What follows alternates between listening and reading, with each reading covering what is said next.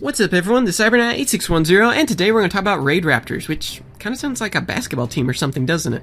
Anyway, it is a new archetype from Yugioh Arc-V, and it's actually a pretty interesting archetype. It's a Dark Winged Beast, and so that kind of reminds me of Black Wings in a way.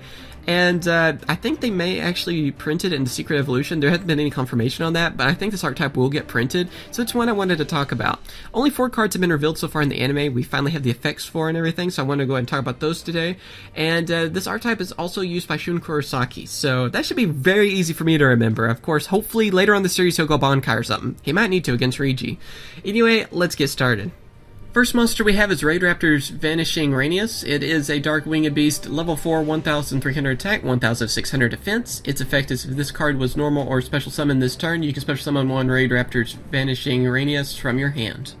This card's just an easy way to bring out the XC monster. Just like in the anime stuff, when it's normal or special summoned, then you can special summon another one from your hand. So of course, just like in the anime, he goes for 3 of these and then goes for the XC monster. Plain and simple really on that. Not too terribly scary on effect because you'd have to have them in your hand like that, and then of course having all 3 wouldn't be the easiest thing. I mean, you'd have to get lucky on that.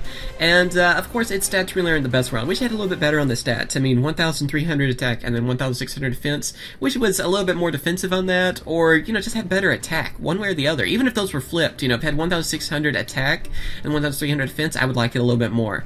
But yeah, it's just mainly made to go for the XC monster. Not much to say other than that. The XC monster they have is Raid Raptor's Rise Falcon. It is a Dark Winged Beast XC monster, rank 4. It has 100 attack, 2000 defense, requires 3 level 4 Winged Beast type monsters to XC summon into it, and its effect is this card can only attack special summoned monsters. Also, it can attack all special summoned monsters your opponent controls once each.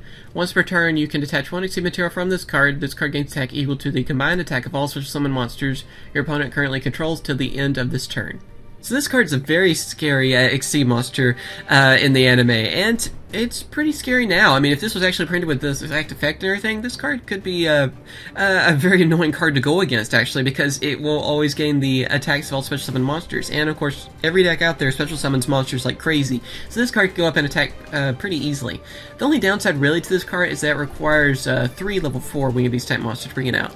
And yeah, I know there's plenty of archetypes that can do that. There's Harpies, there's Black Wings, hopefully Raid Raptors in the future will do that easier, too, because not many cards have been revealed, so hopefully when we hear more about them, it'll be easier, and I'm sure there's even more than that.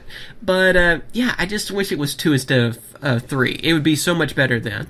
Other than that, it's still a great card. You can gain a lot of attack very easily, and being able to attack each monster, this card can be a game winner. Even if you had it the way its effect is now and everything, okay, it requires 3 Winged Beast monsters and everything, I still think this card would be a great card to have for any deck that can bring it out. But yeah, really interesting card. I can't wait to see more about it in the anime as well. And now for the spell card. It is Raid Raptor's Nest. It's a continuous spell card, and its effect is if you control 2 Raid Raptors monsters with the same name, you can add 1 Raid Raptor monster with the same name as those monsters from your deck or graveyard to your hand. It's basically just there to help you get 3 of the effect monster out on the field, just like in the anime. Not much really to say other than that. I mean, it's interesting because maybe in the future it could be more useful after we have more Raid Raptors, because we only have 2 monsters, one of them being the XC monster. So hopefully in the future it'll be a little bit more useful, but for now, not really the best for them. Mainly works out better in the anime, but in real life, I just don't see that really coming in handy. But again, if we have more Raid Raptors in the future that can storm the field, at least get 2 of them on the field easily, then yeah, I can see this card actually coming in handy for them. And the last card we have to talk about today is Raid Raptor's Rainiest. It is a normal trap card, and its effect is if you would take damage, make that damage 0. During either player's turn, if you would take effect damage, you can banish this card from your graveyard, make that damage effect 0. Your life points become 10, also you take no battle damage the rest of this turn.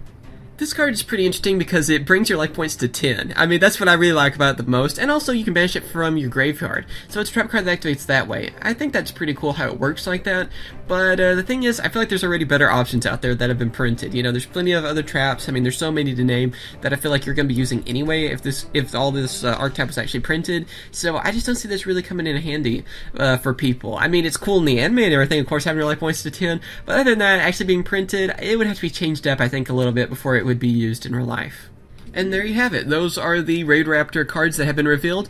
It seems like a pretty interesting archetype. There's not much really to judge on this archetype though yet. I mean, only 4 cards. You can't really judge them too harshly just yet. I think they're going to have a good future ahead of them, and I honestly think they're going to be printed. That's the reason I say that. So hopefully in the fight with Shun versus Rigi, we will know a little bit more about this archetype, more cards will be revealed, and then we can make a little bit better judgment on them too. And as soon as more cards are revealed, I'll make another video to update this, but I want to know what you guys think about this archetype so far. If it is printed, you know, and it kind of keeps going this route of being able to swarm the field and go for sea monsters and stuff, would you actually use this archetype? You know, I want to know what you guys think on that.